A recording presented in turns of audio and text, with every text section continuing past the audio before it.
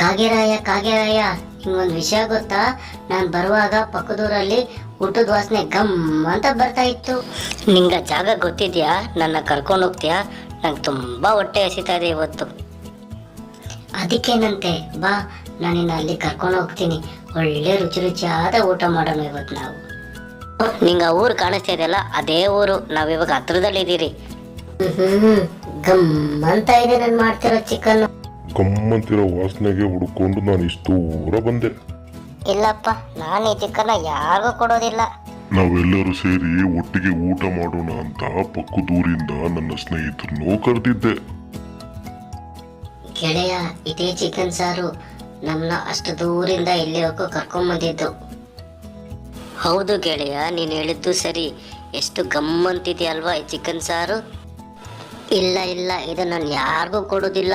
ಇದು ನನಗೋಸ್ಕರ ನಾನು ಸ್ಪೆಷಲ್ ಆಗಿ ಮಸಾಲ ಭರಿತ ಮಾಡಿದ ಚಿಕನ್ ಸಾರು ಇದು. ಈ ಕಥೆಯಲ್ಲಿ ಬರುವ ನೀತಿ ಏನೆಂದರೆ, ನಾವು ಮೊದಲು ಹಂಚಿಕೊಂಡು ತಿನ್ನುವುದನ್ನು ಕಲಿಯಬೇಕು. ಕಾಗೆಯ ದುರಾಸೆಯಿಂದ ಮಿಕ್ಕ 3 ಪಕ್ಷಿಗಳು ಉಪವಾಸ ಹೋದವು. ಇದು ದುರಾಸೆ ಕಾಗೆಯ ಕಥೆ.